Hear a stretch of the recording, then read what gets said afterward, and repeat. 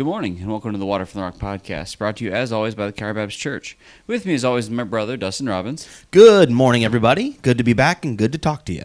Yeah, guys, sorry about last week. Just full transparency, I got elected pastor of our church about almost 2 weeks ago, and it'll be 2 weeks ago tomorrow. And kind of what I'm dealing with right now is just changing the schedule, changing around what's expected, making the plans for the summer events, and honestly, there's a bunch of new summer events we want to do this year, so it has been absolutely bonkers. So I do apologize for not getting that episode out last week. I apologize. So. And I apologize, too. I wouldn't have been here because I actually threw my back out and I had to go and get an emergency chiropractor visit done. It was... he was surprised I was walking. It was that bad. Holy cow. Yeah, but I feel better now, and I'm back at it. So, how's your week going, Tyler? It's been very busy. Very busy? It feels like Memorial Day was, a month ago already. Yeah, it's just going by so quickly. Getting stretched too thin almost. Oh, I wouldn't say that. Your breather. I wouldn't say that. Just busy, and it's just kind of a nature of the beast situation. Every time I turn around, there's something else I need to do. So understand that. That. So, but a couple of quick announcements here. Things we're looking forward to moving into the summer here.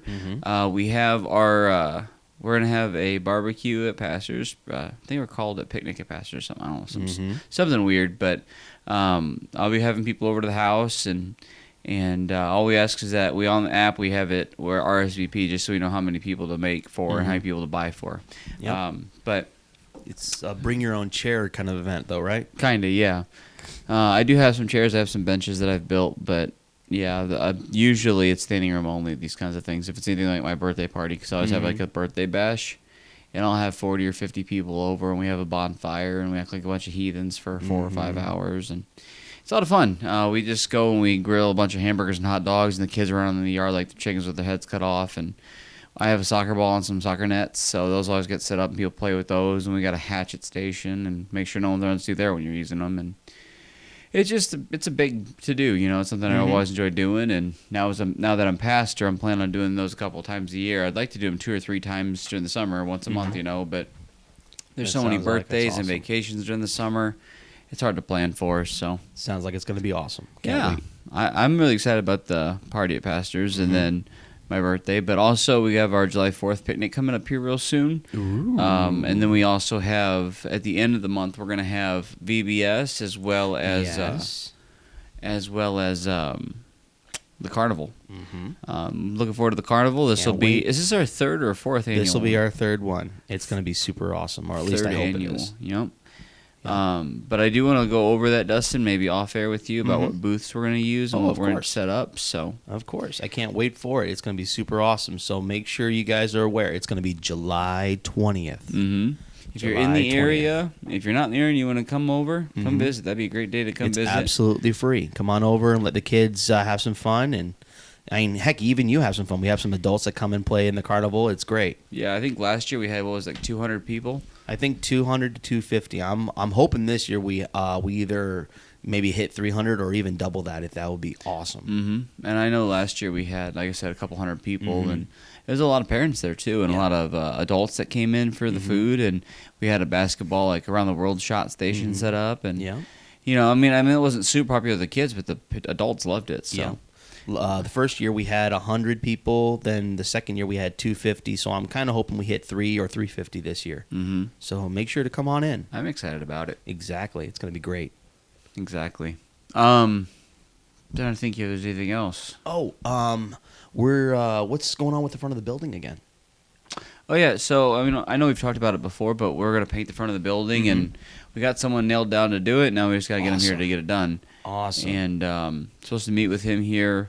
He keeps kind of changing the dates around on me when he wants to meet. But as soon as I get him nailed down, we're going to get that done. And we're looking at maybe adding some fencing on the back and stuff like that. But it's going to be awesome. Yeah, I'm excited about it all. Super excited. We have graduation Sunday. This Sunday, right? Next class. We have promotion Sunday, yeah. And awesome. Super awesome. Yeah.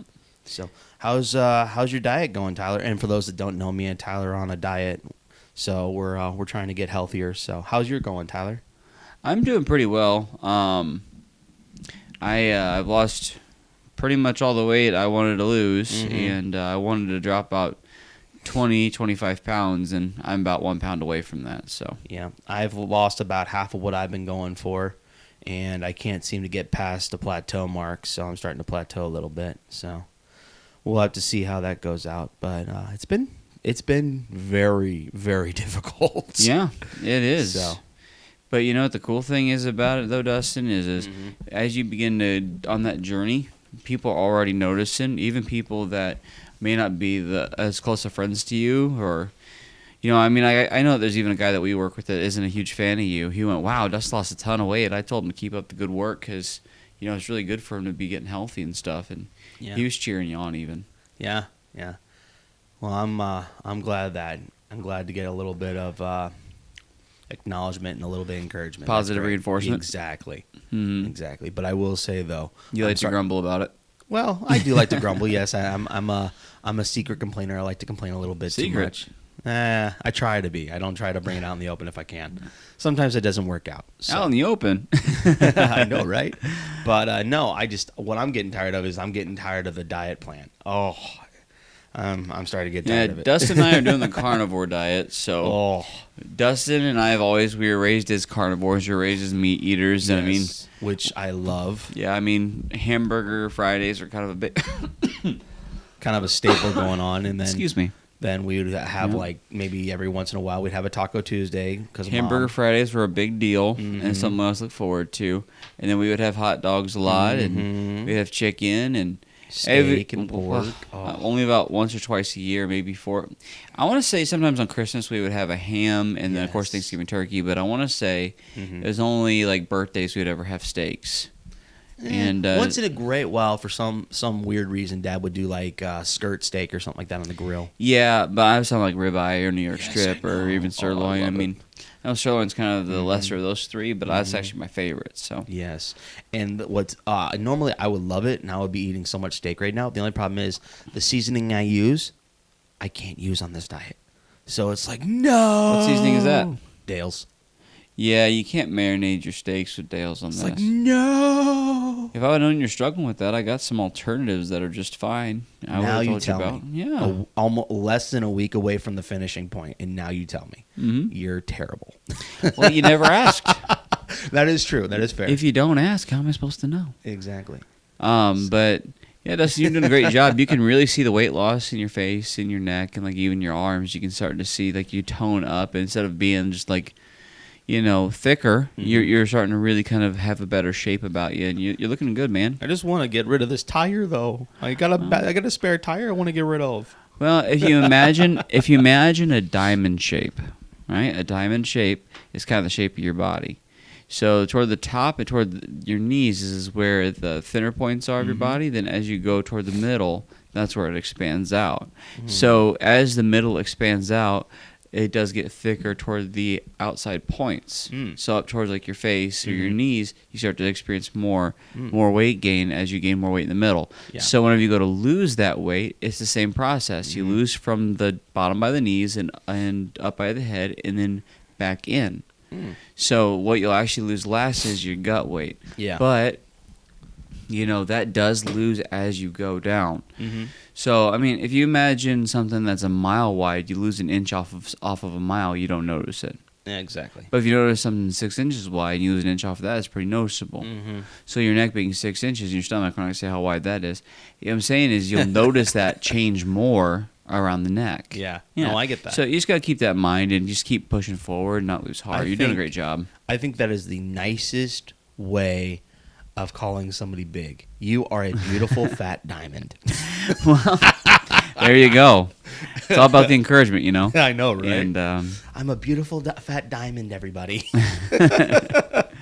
So, but you are no. the hope diamond. Oh, you are terrible. You are terrible. I need some hope. Yeah. So, but enough But- joking around. So but, had yeah. some fun. Doing good though, and the That's thing is great. about the carnivore diet is you know a lot of people say you gotta watch out your cholesterol and stuff like that, but a lot of new Mhm. studies are saying it's not as big of a deal as long as you're healthy, and Yeah. I'm not healthy, so I gotta take care of that. But Yeah, same with me. I mean, I think what screwed me up the most is that I thought you could have like beef jerky and bacon jerky. So like the first 2 days, I didn't know I wasn't supposed to have those, so that's what I ate. Yeah. And then you explained it to me, and I'm like, oh snap! So I got to restart those 2 days. Well, here's the thing, Dustin, is you can have beef jerky and stuff if you make it yourself, because if you buy it from the store, they put sugar in it. And Exactly. You can't have I sugar. didn't know that. Yep. So if and- I'll make jerky for myself, I'm on it. Oh, that's nice. So, and then what screwed me up a second time is that I thought we could eat as much bacon as we want because there's no sugar in it, and there was just meat and fat, which you're supposed to have. You can eat as much bacon as you want, but the amount of bacon you were eating at a pound a day is not good. Yeah. I would eat 3 of those 12-ounce packs. Yeah. Yeah, that's a 36 ounces of bacon. That's a little Dustin. too much. Yeah, that's 2.25 pounds of bacon. You gotta be a little more smarter than that. Holy cow! Although because then it your blood was- pressure goes through the roof. You go into renal failure. Just It can't was have much delicious. salt. I mean, I'm still working, but it was delicious. I will say that. Mm-hmm. So- I love bacon, so I understand that. Last night I grilled some pork up and everything. Got like I think 12 pieces of pork I got to eat, which will last me a couple days. There you go. That'll be nice. Little change up from all the steaks, flat steaks I've been eating, all that good stuff. So Oh, you've been eating flat steak? yeah, or pan steaks or whatever they call them. Yeah, I've been eating smash burgers and Yeah, hot dogs. I can't really handle the. We're out of meat though, burgers. so. Yeah, I'm almost out of meat too. Yeah. So Well, the good news is it's summer, so hot dogs and hamburgers will be kind of the staple anyway. And mm-hmm. yeah, Mm-hmm. So, and with the money that you save from not eating fast food, I've noticed I can go back and between buy not all eating that fast meat again. yeah, between not eating fast food, not eating Doritos, not eating Oreos, not eating Candy, popcorn. soda. Yep. Like, yeah. You I save still a have ton of candy. money. I still have all the candy I got from Easter that's in my fridge. I'm like, it's just like I open it up and I look at it and I'm like, oh, you wait. Soon, my pet. Soon. My precious. Misa want the precious. So you think you're gonna take a break from the carnivore diet and then get back to it, or what do you think you're I gonna do? don't know. Honestly, I really don't, because my wife's like, you should keep going, because the doctors told me I had to lose a lot of weight. For those that don't know, I went to the doctors because I wasn't feeling right, and they found some issues with my liver, and it has a fatty liver, and they said that could transform into something really bad down the road. You need to get a hold on this. So that's why I've been starting the carnivore diet and working out a lot more and everything. So my wife's like, maybe you should just try to go 2 months if you can. I'm like, oh, that is probably the meanest thing you've ever said to me in my life. Well, Dustin, if I were you, Dustin, what I would do is I'd take a weekend off. So after you're through with the carnivore diet, you finish on Tuesday, just go Yeah. through to Friday. Well, I have a cheat day that I'm going to be using this Sunday. So we do one cheat day every 2 weeks, and every week. That's news to me. Or well, you took one on Memorial Day with me. Yeah, well, that was a holiday. That is true. That is true. So Well, you can do your diet however you want, Dustin, but what I'm telling you to do, Dustin, is go to Friday on the carnivore diet, go a couple days over, then take the weekend off. Eat whatever you want. Eat all that candy, I don't care. Then weigh yourself the day you stop, and then weigh yourself the day you are done with your cheat weekend, and tell me how you feel about that number, because you'll gain half your weight back. no, I was already like 4 pounds lighter. I was almost to my midway goal. And then I woke up this morning and I was like, oh, please, please, please. Jumped on the scale and it was 4 pounds heavier. I'm like, I hate you right now. Well, you got to remember too, Dustin, is fluctuations are pretty normal, and what you're supposed to do is take your average over the whole week. Yeah. And then, you're supposed to take your weight every day, and then average it for the 7. But No, I've been doing that, and I was begging, please. I did what you said because I haven't had soda in almost a month. And then Memorial Day, you drank 3 liters. I didn't drink 3 liters. You were carrying a 2-liter Diet I drank Pepsi. 2 liters. You drank it. You carried on a 2-liter Diet Pepsi like it was your newborn baby. I know. Diet caffeine-free Pepsi, and I offered to share it with everybody. Nobody wanted it though. You It's the said first time diet caffeine free, but that had a silver label on it. It did not. It was a white. It was a white bottle. It was the white Pepsi bottle. That's the I only one guess bought. you're right. I guess you're right. Now I think about it. So, and I offered to share it with everybody because I just wanted something that I could actually have: 0 sugar, 0 calories, 0 carbs, and nobody wanted it. So I was like, okay, well, I bought it anyways, so I might as well. And then my wife's like, "Hey, I got you another one." I was like, "Okay." Oh, would you look at that? It is 3 liters. Well, That's what I thought. 4 liters. Because what I did was I would drink 1 glass every night as like a good job today kind of thing, Oh yeah, sure. and like a little It's all like about the ritual. celebration, got through the day, and that's gone. And like I said, I weighed myself today, and I was like, I should not have done that. Well, we can go through and analyze. We can go through and analyze where you're at and see what's going on. Oh yeah. So, but I will say this, though. it is what it is. Yeah, I will say this though. It's been fun. Mm-hmm. Misery loves company, so going on this journey with you has been fun. So I know that whenever me and Dad did it last January before he got cancer, he lost 50 pounds. Yeah. Wow. And he would kill me if he knew I was saying that, but he lost 50 pounds. And he's feeling really good, and it really inspired him to take better care of himself. That's awesome. And so he began on this journey of weight loss. He started working out and walking a lot more and stuff like that. Yeah. And he started having problems eating. So he went to the doctor and then found out he had cancer, and then it was all over with the crying. But Yep. And by the way, folks, if you're ever near us and you want to come and go like to the Y with me whenever I'm working out, you're more than welcome to. We can walk around for a bit and hang out and talk. It's fine. So you're more than welcome to. yeah, and all these church events we're talking about, those are all Exactly. updates for you as well. You can be Exactly. here for those things. Exactly. So, but yeah, no. If this diet was fun to you, Tyler, I'm gonna smack you with a stick. I actually let me give you some of my mentality, and I know we're already running short on time, but It's just like an update kind of week. So yeah, and I do want to do some time like a devotional here. I want to talk about a few things, but let me give you a piece of my mentality. God gave us taste buds to make food pleasurable, right? yeah, Is food supposed to be good? Yes. Yes. Is it supposed to be enjoyable? Yes. But is food supposed to be your comfort? No. No. But we use the term comfort food all the time. This is my comfort food. I don't know about you, man, but pulled pork or smoked ribs or something, that's my comfort food. Well, yeah, that is a comfort food. That to me, and I'm not saying you're wrong for doing that. What I am saying is this. Food had gotten to the point where it was being a struggle for me because I wasn't like getting super heavy, but I was heavier than I wanted to be. Yeah, I mean 200 pounds isn't bad, but I wish I was 200 pounds. Yeah, I know, but like I'm 6 foot tall. I'm 200 pounds. I mean I look healthy, if not just a little bit over healthy, and so I wanted to scale back to where my clothes fit better, and I was but they were even be loose, so I have a little bit of room to gain and lose some weight and stuff like that. But I got to the point where food had just become something I just enjoyed. I would plan my meals like days ahead, not to schedule and bracket and buy from the grocery store, but because I wanted to know what I would be getting. So like it's Monday, so I know Friday's pizza night. That's gonna be a great night. And Wednesday night is spaghetti, which means I get garlic bread. And Tuesday, we'll be at my mother-in-law's, so I'll probably get a frozen pizza. And then Thursday, I usually have people over. And Friday, I usually have people over, so I'm probably going to be getting smash burgers. Man, and I plan my day out, and I would look forward to those meals because, and once again, there's nothing wrong with that. Yeah. But to me, it became the highlight of my day, and I didn't like that. Yeah, I've noticed that with this diet. I've noticed that It takes away the drive for specific food. You're just like, does. okay, I'm eating for nutrient It and does, sustenance, yeah. and I don't have to worry about it. I remember my first cheat meal that I had. I had I'm a huge fan of the Crackers Cheez-Its, the extra Ooh. toasty. I love those. Oh, the extra toasty ones, yeah. Yes. And then I'm a huge fan of pepperoni pizza. And I went to Hy-Vee and I knew my cheat meal was coming up, and I saw that they had a Cheez-It toasted crust pepperoni pizza. That's disgusting. I know. I was like, oh, 2 of my best things in the world. My favorite things in the world. It's going to be awesome. So I got it. It's like $9. I couldn't believe it. And I was like, you know what? It's a one-time try. Sure. It's still sitting in my freezer because I took one little portion of it and I cooked it as a cheat meal. And it smelled amazing, looked amazing, tasted amazing for the first like 10 minutes. And it was like, oh, why did I do this to Yeah, you're myself? sick a dog. Exactly. Yep.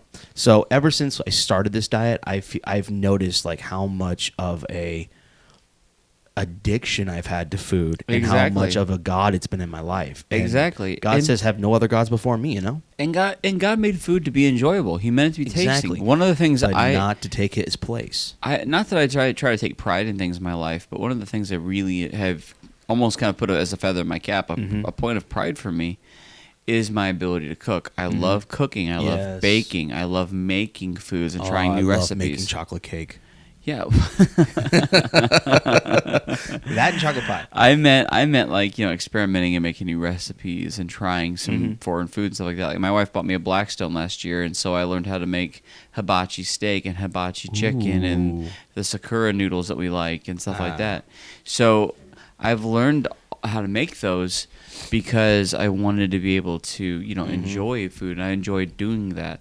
There's nothing wrong with that, but whenever it got personally for me, it got to the point where it was becoming a big problem for me. Yep. Where I'd want to do these things, and if I wasn't able to do them, I'd be really disappointed or upset. Well, that's when it becomes a problem. Yeah, because I think what I did was I just basically let myself eat whatever I wanted to eat, kind of like a comfort food situation. Yeah. And it became more of like a god. It's to easy me. for it to become a gluttony. Exactly, and gluttony is a sin.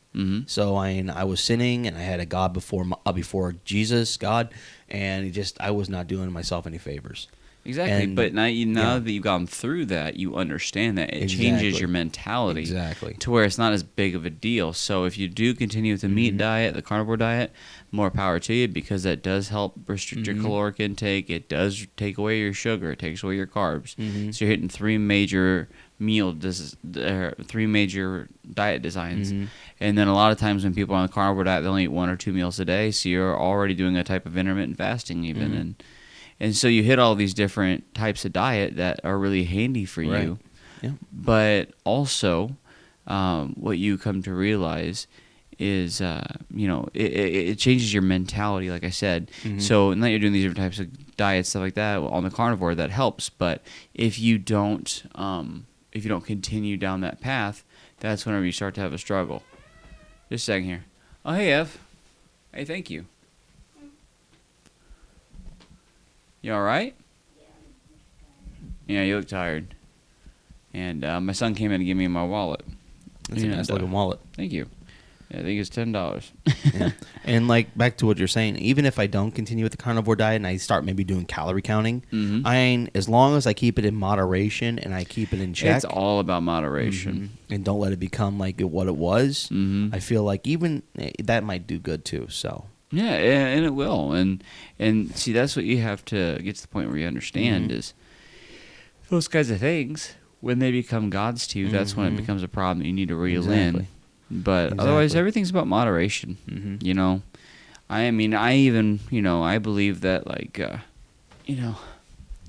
everything should be done in moderation. So, like, I know that, like, personally for me, if I go overboard on something, I have like I shouldn't say I have an addictive personality type, but what I have is a type of personality that becomes obsessed with doing that, or I want that over and over again, or something like that. And so I'm very careful not to open certain doors in my life because I don't want to open those doors. And other doors I've opened them like, maybe I shouldn't be doing that, or hey, I probably should be doing something better here, or hey, maybe this is a little bit of a danger. I make a specific point to watch those doors and guard them to where it doesn't become a problem. Yeah, I'm that way when it comes to driving fast. I like to drive fast. Yes, yes, and I'm also that way when it comes to food and sports. That's actually one of the reasons why I've tried to keep myself in check when I play sports, because I know I can get super competitive. Not like my father or anything, My dad was super competitive. Well, generational sin comes, honestly, and I'm pretty competitive too, but I've learned how to kind of hold it. I didn't learn to keep it in check, and now I have to learn how to do that. So I'm trying to do that while I grow. So, which is never a bad thing. No. Moderation. Yeah, exactly. Anyway, what I did want to share with you guys something here too, and it's kind of recovering what I talked about Wednesday night. And I thought, I don't know. For me, I thought Wednesday night was a really good message. I felt really powerful in it. I shouldn't say I felt powerful. I felt I felt God's presence in the message is what I mean to say. I felt the power of God flowing through me for it. And so I felt really good about it. I was really excited, and I preached it, and I just felt like the Spirit of the Lord upon me as I preached it, and I don't know how well it went over. I liked it. I felt like there's something missing. Like I didn't say something right, or people's hearts weren't there quite right, or I don't know. I felt weird. No, I understand that, but you got to remember the feeling I had is kind of. I'm sorry, I didn't mean to cut you off. No, you're fine. What I was going to say is it felt like whenever you wake up and you woke up a little late, so you rushed to work and the whole time, you're feeling a little stressed. That's not. I wasn't feeling that stress, but that Mhm. other feeling you have, like I forgot something. What did I Yeah. forget? That's kind of how I Mhm. felt about it. That what's missing here? Yeah, Yeah. like did I turn the stove off? Did I Mhm. shut the door? Did I lock it? Did I let the Yeah. dog outside? You know. Where's my wallet? Where's my phone? Okay, I Mhm. have 'em. My keys are here too. What's going on? Exactly. What am When I I go to missing? work in the morning, I have a ritual. I go down. I tell my wife good morning. I love her, and always have a good day. Love you. Be safe. Just that's my ritual. Then I go downstairs. I get my hair done, throw the deodorant on, that kind of stuff. Because we are upstairs. You know, the bedroom Mhm. is and everything. And so and then I go and I grab my phone, my wallet, my keys, my water jug. Mm-hmm. You know, and I always like whenever I go to the car, I always make sure this. But if I don't and I forget that, I feel like I've forgotten something. Or I feel like I'm missing something. Yeah. Like, did I do that? Wait a minute. What? You know? Oh, I understand that feeling. Exactly. So, Yeah. but like I was saying earlier, though, I mean, I get what you're saying. Because sometimes with some of the ministries I work in, I have the same feeling. But doesn't matter because doesn't matter if it touches 50 people or just that one person. God's going to use it either way. Exactly. The messages are meant for, Mm-hmm. everybody, but some people, it really is like God's word for them.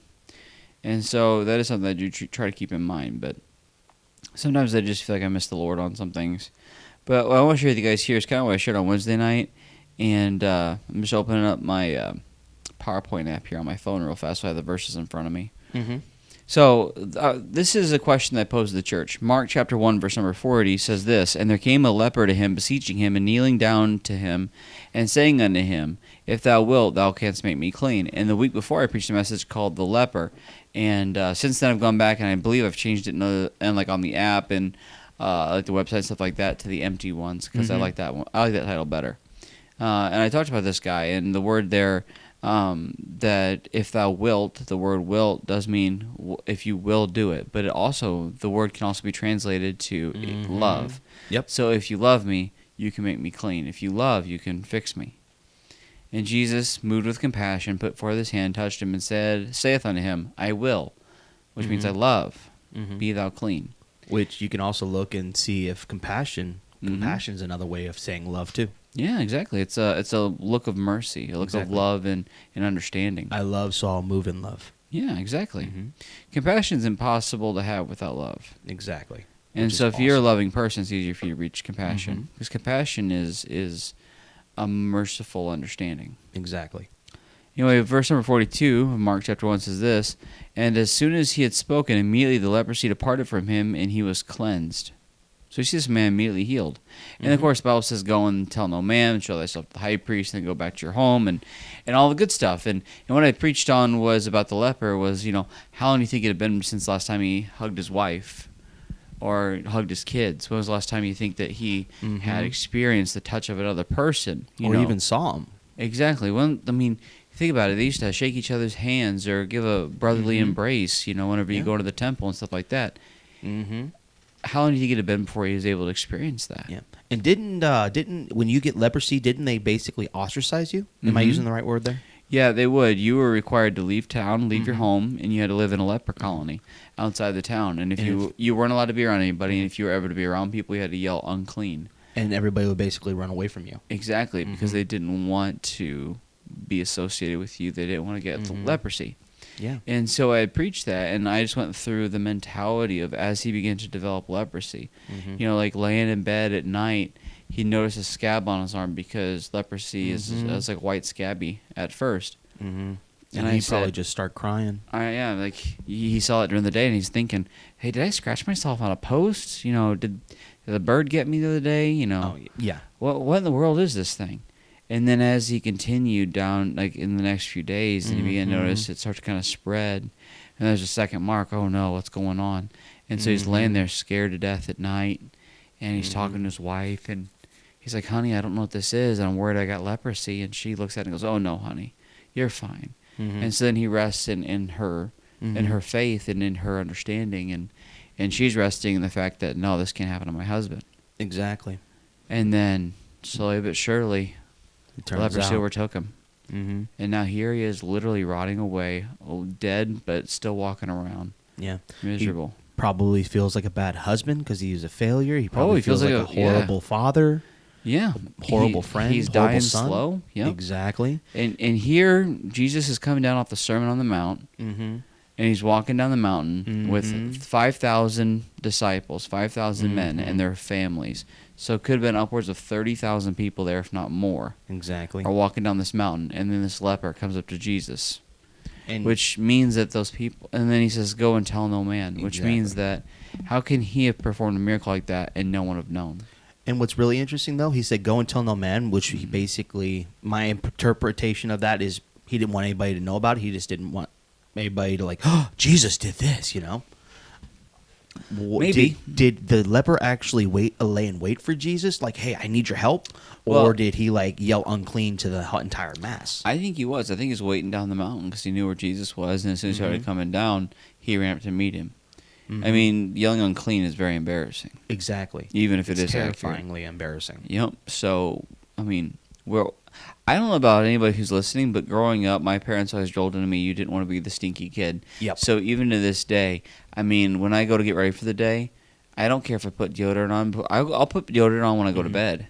When I wake up in the morning, I shower, put more deodorant on. I do double And the maintenance, man. And I do 2 different types of cologne. And I always make sure my teeth are brushed, and I keep a toothbrush in my lunchbox, and I constantly have gum with me. I don't ever want to smell bad. It is a very, very personal desire of mine never to smell bad. It's almost like a OCD thing. Yep. Because it's been drilled in my head, you don't want to be the stinky one. Mm-hmm. And so, like, I even to this day, I'm very nervous about smelling bad. So I'm always careful to make sure my clothes are washed and everything's taken care of. But, like, I always make sure I'm very well groomed. I'm not constantly, I take care of cutting my hair and keep my beard trimmed and brushed. Yep. I can only imagine being a leprous person, unclean all the time. I'm sure And that he had to probably be wasn't destroying. even allowed to go to the lake to bathe or something like that because they probably wash clothes there. Yeah. So he probably wasn't even bathed. I'm sure properly. I'm sure they had somewhere that they could have done, but yeah, it's an interesting point, Dustin. And so as he tells him, "Go tell no man," what that tells me is that only Jesus had saw him. Very few people, maybe his closest 12, had saw him. And immediately after this story, though, in Mark, excuse me. Ooh. And immediately I had like a burp trapped in my throat. I get that. And I don't usually have that happen. Anyway, Mark chapter number 2, verse number 1. So that's Mark 1:42. That story ends, and then like 3 more verses, and it's Mark 2:1. And those last 3 verses finish that story. Mark 2:1 says this, "And again he entered into Capernaum after some days, and it was noised that he was in the house. And straightway many were gathered together, insomuch that there was no room for them, no, not such about the door, and he preached the word unto them." Verse number 3, "And they come unto him, bringing one sick of the palsy, which was born of 4. I know this story. And when he could not come nigh unto him for the press, they uncovered the roof where he was, and when they had broken it up, they let down the bed wherein the sick of the palsy lay." It's a big verse, and I keep getting tongue-tied, so I was reading it slowly. In verse number 5, "When Jesus saw their faith, he said unto the sick of the palsy, Son, thy sins be forgiven thee." So I read these 2 passages of Scripture to the people, and I asked them this question: what's the difference? Well, One has palsy, one has leprosy. yep. One doesn't say the leper sinned, but the other one says, son, thy sins are forgiven. Well, anyway, thanks for ruining the point. I'm glad I'm you sorry. were I'm a part sorry. of the service on Wednesday. I was not. I was in the back taking care of security situations. So you don't listen to the services when you're back there? I do when I can. When I can, I Oh, do. okay, I'm yeah, sorry. sure. Okay, I'm sorry. Sure. Anyway, what I was going to say though is this: what's the difference between these 2 men? One has leprosy and they're going to die. The other one has palsy and he's going to live, but he's going to live bad. Yeah. And whenever the leper comes to Jesus, he comes alone. The palsy is born on 4 men. And so then I had said, of course, like Dustin has already pointed out, their biggest difference was one came to Jesus and asked for healing, and the other one did not. He was taken there. And God forgave his sin. And I asked the people, what kind of sin do you think he committed? And I said, I bet you it's bitterness. I'm sure he's bitter with God. He's bitter with the world. He's bitter with himself, all for his situation. Maybe. And I warned the people, don't be that kind of person. But I Yeah. want to circle back to this. Go ahead, Dustin. No, I was just saying maybe it was also a little bit of like, he can't heal me. Everybody else has tried. He can't heal Doubt. me. Exactly. Could be doubt. Could very well be doubt. But what I want to focus on here for our sake in this podcast, and I'll make this point and we'll be done. Yep. But the one thing I want to focus on in this podcast is the story where it talks about the men that he was born of 4. Mm-hmm. We know he's born by 4 different men. Mm-hmm. Do we know who these men are? No, the Bible doesn't list them. Never does. Are they friends? Maybe. Are they family members? Maybe. Are they people of the community, some of the judges, some of the upright men? Mhm. Maybe. Maybe. It could even be 4 of the disciples. We don't know. It could be.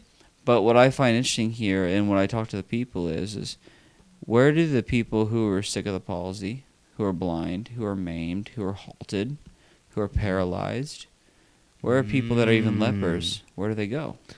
Outcast of society. They're all outcast society. Mhm. They go to the pool of Bethesda to try to be healed. Exactly. They sit on the sides of the road and beg for things. The leprous men couldn't as much, but Yeah, they're kind of almost ostracized.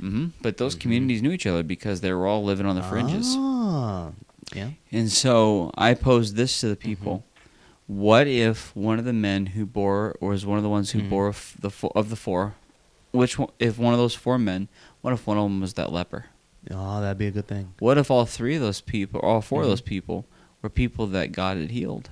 Oh, the blind man, the deaf man, the guy who couldn't walk originally. Well, Go I'm pick not up that sure. bed. I'm not sure what miracles and stuff that would have been those guys, but and I don't even know if that's even true. But it was just a thought exercise. It's I've a given great them. thought.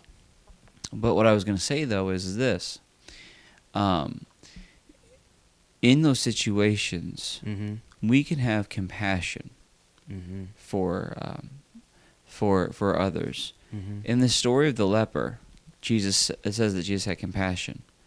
In the story of the man of palsy, the man who's suffering from what we assume would be cerebral palsy, we see that Jesus is moved by the faith of the men who bore him. Mm-hmm. The compassion displayed to the leper was displayed only by Jesus because only Jesus saw him. But the compassion, the story of the man with palsy, is found with the men who bore him Mm-hmm. because many saw him. That's a good point. And so, whenever we are people, if you're a Christian and you're listening to this, you've been healed of a terminal disease that will cause death, and that's sin. Mm-hmm. Now, is it stuck in your body and your body's got to pass away one day? Yes. But doesn't the Bible says that when you die, it's like one breath here, the other breath there. You won't even know pain. Exactly. The Bible says, "O death, where is thy sting? O grave, where is thy victory?" Yep. But what I'm trying to say is this: whenever whenever you've accepted Jesus, the life that is coming, the resurrection in heaven, it's guaranteed. Mm-hmm. As Christians, we need to be the compassionate, forgiving, loving type that bear people Yeah. with our faith Mm-hmm. to the Lord. Mm-hmm. And this, of course, I think it's interesting the fact that it says that he was born of 4, which means to carry, but it also means to bear. It's the past tense of the word bear. Mm-hmm. And bear means to carry, but it also can mean to make bare, to uncover. Oh. Now, these are 2 different spellings and 2 different words almost completely. They just sound the same, at least in the English language. But what I'm going to point out here is this. They weren't trying to embarrass him. They were carrying him in faith. They were being intercessors. They were carrying the weight of the burden of that man's sin Yeah. for his forgiveness. Yeah, that makes more sense because the guy said, "Son, thy sins are forgiven." Jesus said that. Maybe it's like, maybe you're right. Maybe one of the guys was like somebody Jesus healed. Hey, Jesus healed me. Jesus healed me. I know he can do this. Hey, don't worry. He's going to heal you. And if you don't believe enough, if you don't trust God enough, don't worry. I'll trust him for you because I know God will do this. Exactly. That's exactly what he's asking. He was Or interceding. exactly what he's saying. Interceding with faith. Mm-hmm. And so I want to start this series about talking about the things that God says about us, but I also want to cover what intercessory prayer is and different types of prayer one of these days on the podcast. But I do want to tell you guys this. Getting started with intercessory prayer is very, very easy. It is simply just bearing the weight of someone else's pain, somebody else's failure, someone else's fear, someone else's sin in prayer and giving it to God. And it's just that simple, carrying their burden for them, interceding on their behalf. As Christians, we're called to do this. As Christians, we are people who were the leper who was healed, and then we are supposed to carry people. That's why I think these miracles are back to back. I honestly would not be surprised if the leper was one of those men, because they probably knew each other, at least if they're in the same area.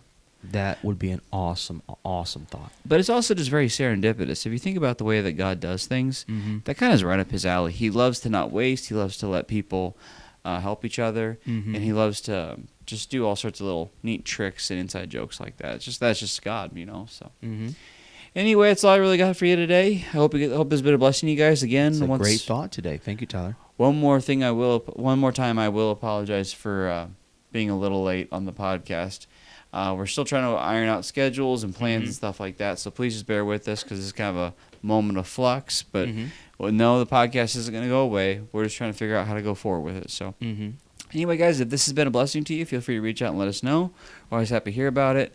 But if you have any questions or if you guys have anything you need us to pray over, if you need any counseling or anything, always feel free to reach out. Yeah. I'm always happy to help. So you can get through our website, bytheblood.org. You can also do that on the app Water from the Rock, which you can find on iOS and Android. It's in the Google Play Store. It's also in the Apple iTunes Store, or the App Store or whatever. So anyway, guys, it's going to pretty much do it here for us. Dustin, you got anything else?